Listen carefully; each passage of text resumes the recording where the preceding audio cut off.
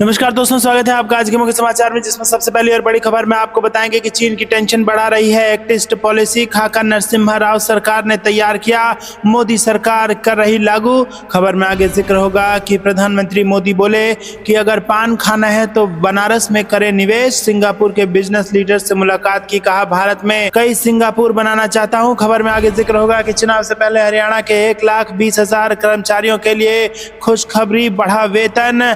अब कितनी मिलेगी सैलरी बताएंगे आपको। खबर में आगे जिक्र होगा कि भटक गए लालू के भटकू, जेपी नड्डा के पटना पहुंचते ही आरजेडी में मची भगदड़। पहले ही हो गया था खेला, जिसके बाद सियासी माहौल हो गया है गर्म। खबर में आगे आपको बताएंगे कि मणिपुर में बरामद हुआ हथियारों और गोला बारूद का जखीरा, सेना और पुलिस ने चलाया था सर्च ऑपरेशन। तो दोस्तों, इसी प्रकार की तमाम बड़ी खबरें आपके लिए लेके आए हैं। लेकिन उससे पहले अगर आप भी कट्टर भाजपाई हैं और करते हैं प्रधानमंत्री मोदी का समर्थन, तो वीडियो को कीजिए लाइक और चैनल को सब्सक्राइब करके बेल आइकन दबाकर कमेंट में लिखिए जय हिंद। रुक करते हैं सबसे पहली और बड़ी खबर की तरफ। चीन की टेंशन बढ़ा रही है एक्ट ईस्ट पॉलिसी। खाका नरसिम्हा राव सरकार ने तैयार किया, मोदी सरकार कर रही है लागू। जी हां दोस्तों, पीएम मोदी के पहले ब्रुनई और फिर सिंगापुर दौरे से चीन के लिए टेंशन बढ़ गई है। यूं तो प्रधानमंत्री के सिंगापुर दौरों पर दोनों देशों के बीच कई ऐसे अहम समझौते हुए हैं जो दोनों देशों के बीच के रिश्ते को मजबूत करेंगे, जिनमें स्किल डेवलपमेंट, डिजिटल तकनीक, सेमीकंडक्टर, एआई सहयोग शामिल है। लेकिन पीएम मोदी का इस दौरे पर यह कहना कि भारत की एक्ट ईस्ट नीति के लिए भी सिंगापुर अहम देश है, चीन की नींदें उड़ा देने के लिए काफी है।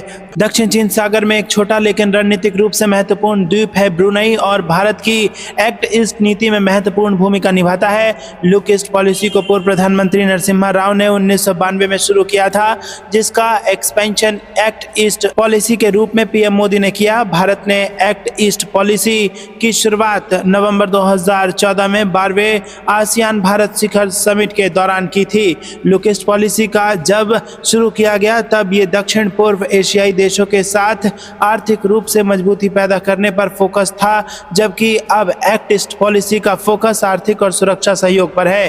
रुक करते हैं अगली ब्रेकिंग न्यूज की तरफ। प्रधानमंत्री मोदी बोले पान खाना है तो बनारस में निवेश करें। सिंगापुर के बिजनेस लीडर से मुलाकात की, कहा भारत में कई सिंगापुर बनाना चाहता हूं। जी हां दोस्तों, सिंगापुर के दौरे पर गए प्रधानमंत्री नरेंद्र मोदी ने गुरुवार को बिजनेस लीडर से मुलाकात की। राउंड टेबल मीटिंग के दौरान उन्होंने सिंगापुर के व्यापारियों को भारत आने का न्योता दिया और कहा कि भारत में जब भी पान पर चर्चा होती है तो ये वाराणसी के बिना अधूरी होती है।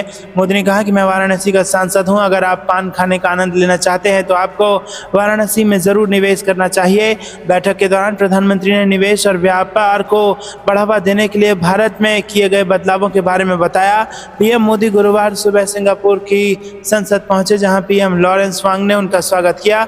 पीएम मोदी ने सिंगापुर में कहा कि आपके प्रधानमंत्री पद संभालने के बाद ये हमारी पहली मुलाकात है। सिंगापुर सिर्फ एक सहयोगी देश ही नहीं, हर विकासशील देश के लिए एक प्रेरणा है। हम भी भारत में कई सिंगापुर बनाना चाहते हैं। मुझे खुशी है कि हम इस दिशा में मिलकर कोशिश कर रहे हैं। भारत और सिंगापुर ने सेमीकंडक्टर, डिजिटल टेक्नोलॉजी, स्वास्थ्य सहयोग और स्किल डेवलपमेंट के क्षेत्र में अहम समझौते पर दस्तखत किए हैं। रुक करते हैं अगली ब्रेकिंग न्यूज की तरफ।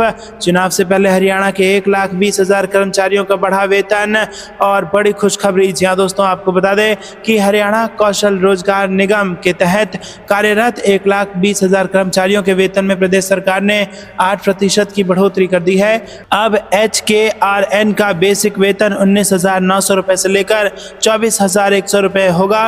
वित्त विभाग की ओर से मंजूरी मिलते ही HKRN ने नए रेट के तहत वेतन देने का वेतन जारी कर दिया है। और यहाँ पर आपको बता दें कि HKRN ने सभी प्रशासनिक सचिव, विभाग अध्यक्ष, मंडलायुक्त, निगम व बोर्ड के MD, विश्वविद्यालयों के कुलपति और जिला आयुक्तों को पत्र लिखा है कि सरकार की ओर से निगम कर्मियों के वेतन में 8% वृद्धि की गई है। रुक करते हैं अगली ब्रेकिंग न्यूज की तरफ। भटक गए लालू के भटकू, जेपी नड्डा के पटना पहुंचते ही आरजेडी में मची भगदड़ और पहले से ही तय हो गया था खेला। जी हां दोस्तों, आपको बता दें कि यहाँ पर बड़ी खबर आ रही है। भाजपा प्रदेश कार्यालय में आयोजित समारोह में शुक्रवार को पटना साहिब के पूर्व राजद प्रत्याशी राजेश कुमार भटकू ने अपने समर्थकों के साथ भाजपा की सदस्यता ग्रहण की।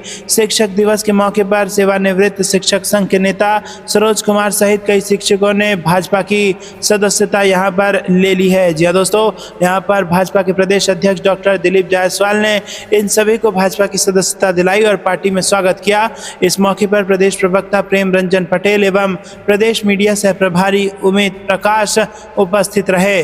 दोस्तों आपको बता दें कि बिहार भाजपा के राष्ट्रीय महामंत्री एवं बिहार के प्रभारी विनोद तावड़े ने कहा कि 2 सितंबर को शुरू हुए भाजपा के संगठन पर्व सदस्यता अभियान 2024 के तहत मात्र 3 दिन में ही 1 करोड़ से अधिक सदस्य जुड़े हैं, जो कि अपने आप में एक कीर्तिमान है। और उन्होंने कहा कि अभियान को लेकर देशवासियों व कार्यकर्ताओं में गजब का उत्साह देखने को मिल रहा है। रुक करते हैं ब्रेकिंग न्यूज तरफ। मणिपुर में बरामद हुए हथियारों और गोला बारूद का जखीरा, सेना और पुलिस ने चलाया था सर्च ऑपरेशन। जी हाँ दोस्तों, भारतीय सेना और मणिपुर पुलिस ने एक संयुक्त अभियान में गुरुवार को कांगपोकपी और इम्फाल पूर्वी जिले के संवेदनशील इलाकों में हथियारों और गोला बारूदों का बड़ा जखीरा बरामद किया। भारतीय सेना ने एक हैवी कैलिबर लॉन्चर, एक 12 बोर डबल बैरल राइफल, एक 177 राइफल प्लस मैगजीन, 2 पिस्तौल, एक पोम्पी गन, 5 ग्रेनेड, गोला बारूद और अन्य हथियार बरामद किए हैं। डिफेंस पीआरओ ने एक बयान में कहा कि मणिपुर में शांति और स्थिरता बहाल करने की दिशा में एक महत्वपूर्ण प्रयास में भारतीय सेना ने हिंसक गतिविधियों को रोकने और उपद्रवियों का मुकाबला करने के लिए पूरे क्षेत्र में अपना सर्च ऑपरेशन तेज कर दिया है। मणिपुर पुलिस के साथ चलाए गए एक ऐसे ही संयुक्त अभियान में सेना ने भारी मात्रा में हथियार और गोला बारूद बरामद करने में सफलता पाई है। रुक करते हैं अगली ब्रेकिंग न्यूज की तरफ। एग्जिट पोल के खिलाफ दायर याचिका पर सुप्रीम कोर्ट का सुनवाई से इनकार, पॉलिटिकल इंटरेस्ट। जी हाँ दोस्तों, आपको बता दें कि सुप्रीम कोर्ट में एग्जिट पोल के खिलाफ एक जनहित याचिका दायर की गई थी। सुप्रीम कोर्ट ने एग्जिट पोल के खिलाफ दायर इस याचिका पर सुनवाई से इनकार कर दिया और कहा कि ये पॉलिटिकल इंटरेस्ट याचिका लगती है, हम इस मामले में दखल नहीं देना चाहते हैं। ये मामला चुनाव आयोग के क्षेत्राधिकार का है। प्रधान न्यायाधीश डीवाई चंद्रचूड़ ने कहा कि सरकार चुनी जा चुकी है, अब हमें इस तरह की कहानियों को बंद कर देना चाहिए। चुनाव आयोग इस तरह के मसले देखता है, हम इसमें हस्तक्षेप नहीं करेंगे। दूसरी ओर निर्वाचन आयोग ने जम्मू कश्मीर में विधानसभा चुनाव 2024 के दौरान मीडिया संस्थाओं द्वारा अथवा किसी अन्य तरीके से एग्जिट पोल जारी करने पर रोक लगा दी है। आयोग ने जनप्रतिनिधित्व अधिनियम 1951 के तहत ये प्रतिबंध लगाया है। चुनावों के दौरान समान अवसर सुनिश्चित करने के लिए निर्वाचन आयोग द्वारा किए जाने वाला ये एक नियमित कदम है। आयोग के प्रवक्ता ने कहा कि अधिसूचना के अनुसार चुनाव परिणामों पर एग्जिट पोल प्रतिबंध मतदान के पहले दिन मतदान के लिए निर्धारित समय से शुरू होगा और जम्मू कश्मीर में मतदान समाप्त होने के आधे घंटे बाद तक जारी रहेगा।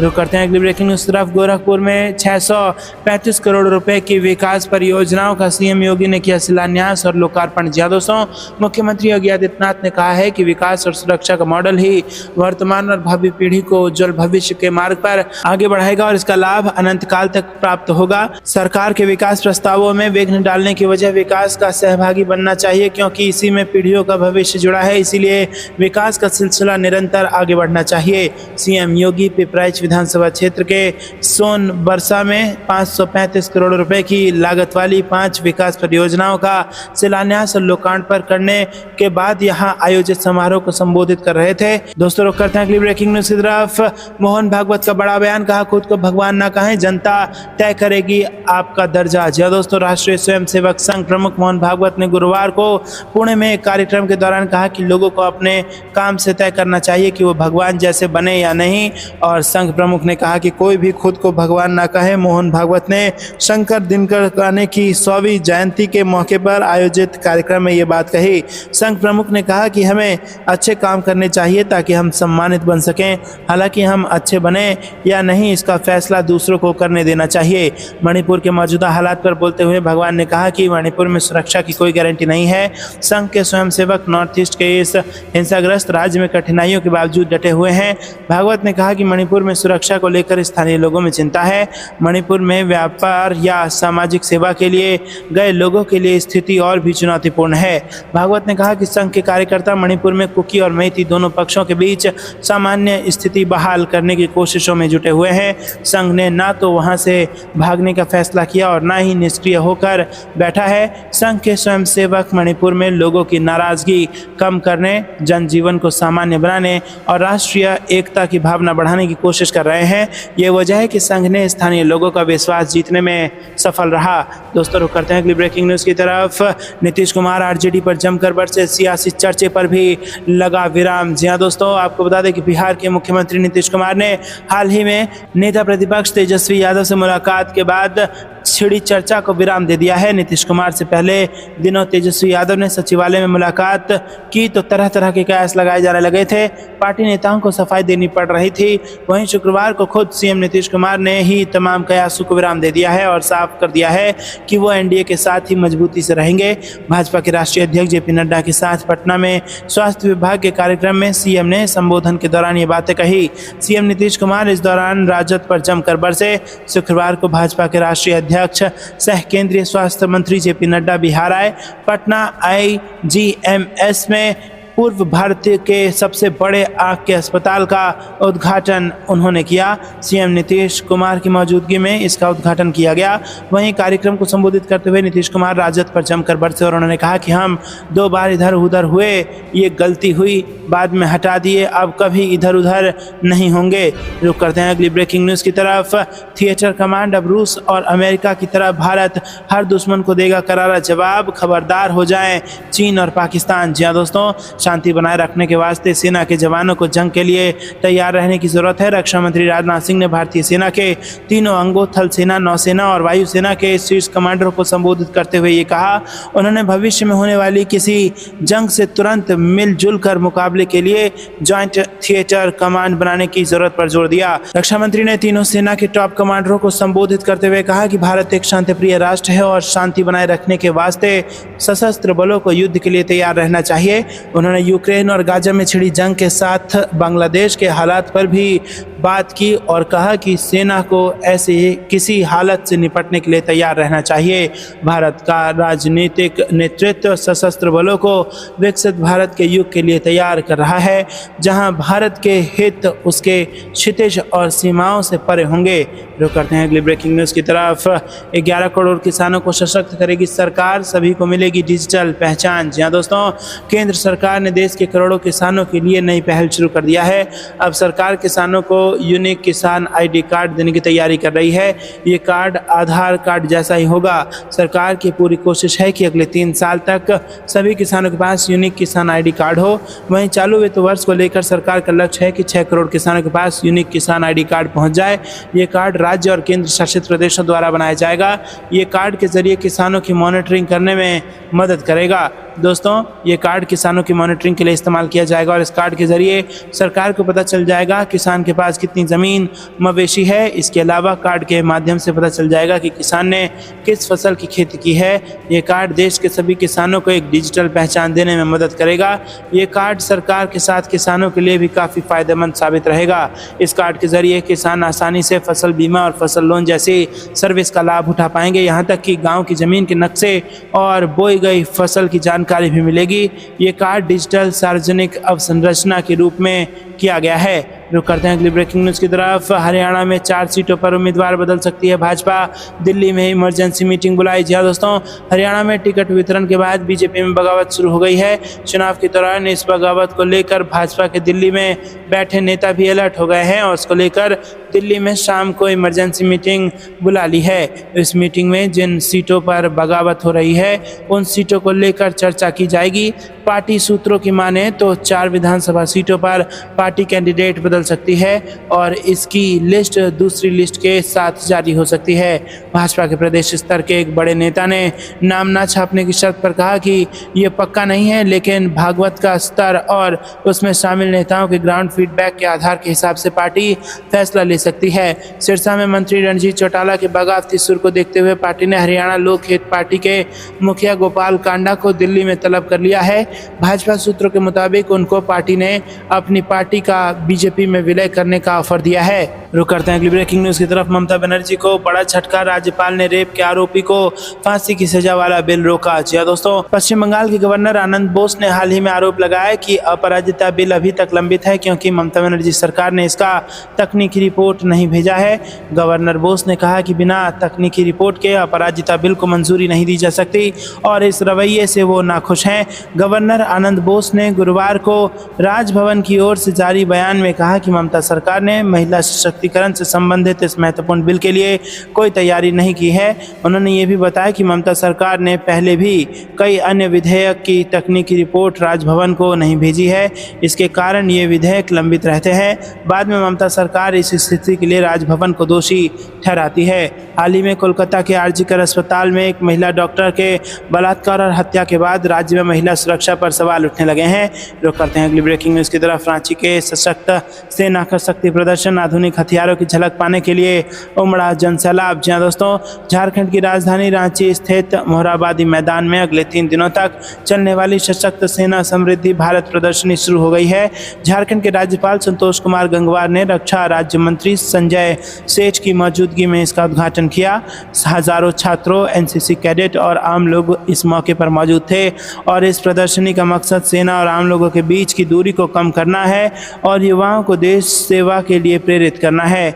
दोस्तों, प्रदर्शनी में सेना के नए और आधुनिक हथियार और उपकरण प्रदर्शित किए गए हैं जो भारतीय सेना की ताकत को दिखाते हैं।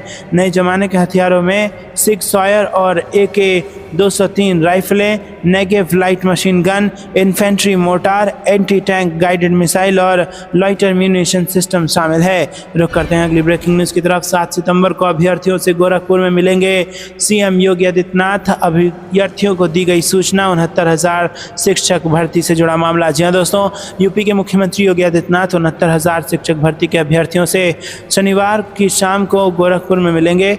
इस संबंध में पंचायती राज मंत्री ओम प्रकाश राजभर व लखनऊ प्रशासन ने अभ्यर्थियों को सूचना दे दी है। वहीं अभ्यर्थियों को लगातार 5वें दिन भी प्रदर्शन जारी रहा। अभ्यर्थियों ने शुक्रवार को मंत्री डॉक्टर संजय निषाद के आवास के बाहर प्रदर्शन किया। इसके अलावा अभ्यर्थियों ने बृहस्पतिवार को पंचायती राज मंत्री ओम प्रकाश राजभर के आवास का घेराव किया। अभ्यर्थी हाईकोर्ट के फैसले का पालन करने व नियुक्ति देने की मांग कर रहे थे। मंत्री ओम प्रकाश राजभर ने प्रदर्शन कर रहे अभ्यर्थियों से मुलाकात की। उन्होंने अभ्यर्थियों की समस्याएं सुनी और ज्ञापन लिया। राजभर ने आश्वासन दिया कि वो अभ्यर्थियों के प्रतिनिधिमंडल की मुलाकात मुख्यमंत्री योगी आदित्यनाथ से 7 सितंबर को करवाएंगे और इस मामले का समाधान जल्द ही किया जाएगा। सीएम से मिलने के लिए उन्होंने 5 अभ्यर्थियों के नाम भी मांगे हैं। दोस्तों, धरना प्रदर्शन का नेतृत्व कर रहे अमरेंद्र पटेल ने कहा कि अभ्यर्थी 4 साल से सड़क पर भटक रहे हैं। अब कोर्ट का फैसला आया है तो इसका पालन नहीं हो रहा है। कोर्ट ने भर्ती की मूल चयन सूची रद्द कर सरकार को 3 महीने में आरक्षण नियमों का पालन करने हेतु नई सूचना जारी करने का आदेश दिया है, लेकिन सरकार ने अब तक कोई काम शुरू नहीं किया है। रुक करते हैं अगली ब्रेकिंग न्यूज़ की तरफ। भारत के खिलाफ जंग में पाकिस्तान के साथ था ये कट्टर मुस्लिम देश, लड़ने के लिए दिए थे हथियार और आज है ये दिल्ली का पक्का दोस्त। जी हाँ दोस्तों, भारत और ईरान के बीच ऐतिहासिक रूप से अच्छे रिश्ते रहे हैं और आज तो दोनों अमेरिकी दबाव को खारिज कर एक दूसरे के साथ दोस्ती बढ़ा रहे हैं। लेकिन क्या आप जानते हैं कि भारत और पाकिस्तान के बीच लड़े गए 1965 और 71 के युद्ध में ईरान ने पाकिस्तान का साथ दिया था। भारत के पाकिस्तान से युद्ध के दौरान ईरान के तत्कालीन शाह मोहम्मद रजा पहलवी ने कहा था कि ईरान का कोई आक्रामक इरादा नहीं है, लेकिन वो पाकिस्तान को खत्म करने के किसी भी प्रयास को स्वीकार नहीं करेगा। भारत को हमारे संकल्प के बारे में पूरी तरह से अवगत होना चाहिए और इस बयान की भारत में तीखी आलोचना हुई है। भारत और ईरान के बीच ऐतिहासिक संबंध थे और नई दिल्ली ने ऐसा कुछ नहीं किया था कि दोनों के बीच कोई विरोध होता। रुक करते हैं अगली ब्रेकिंग न्यूज़ की तरफ। बाजार में लूट गए निवेशक, हफ्ते के आखिरी दिन 1% लुढ़क गया सेंसेक्स। जी हाँ दोस्तों, आपको बता दें कि आज शेयर बाजार में बिकवाली भरा कारोबार रहा। ग्लोबल मार्केट में आई गिरावट की वजह से भारतीय शेयर बाजार भी लुढ़क गया। दोनों सूचकांक करीब 1% से ज़्यादा गिर गए। इस गिरावट से शेयर बाजार के निवेशकों को काफ़ी नुकसान का सामना करना पड़ा था।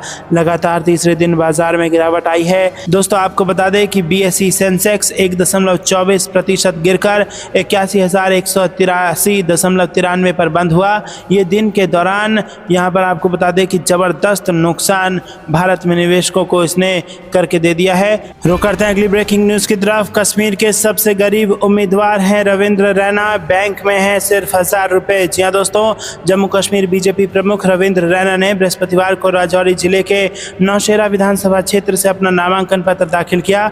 रैना ने नौशेरा में राष्ट्रीय स्वयंसेवक संघ संघ यानी कि आरएसएस पदाधिकारी और बीजेपी के जम्मू कश्मीर चुनाव प्रभारी राम माधव के साथ एक रोड शो किया।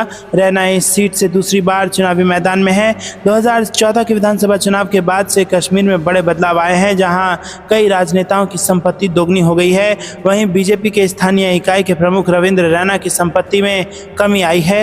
रविंद्र रैना की ओर से 2014 में चुनाव आयोग को दिए गए हलफनामे में रविंद्र रैना ने हाथ में नकदी के रूप में 20,000 की राशि और बचत खाते में 1,000 की घोषणा की थी। और इस बार भी नौशेरा के रिटर्निंग अधिकारी के समक्ष दायर उनके हलफनामे से पता चलता है कि उनके हाथ में केवल 1,000 है। तो दोस्तों, यहाँ पर भारतीय जनता पार्टी के उम्मीदवार रविंद्र रैना जो हैं वो सबसे गरीब उम्मीदवारों में से एक है। आपको ये कुछ लगता है कमेंट में जरूर बताइए। ये थी दिन भर की सारी जरूरी और बड़ी खबरें। तक बने रहने के लिए बहुत बहुत धन्यवाद। जय हिंद, जय भारत।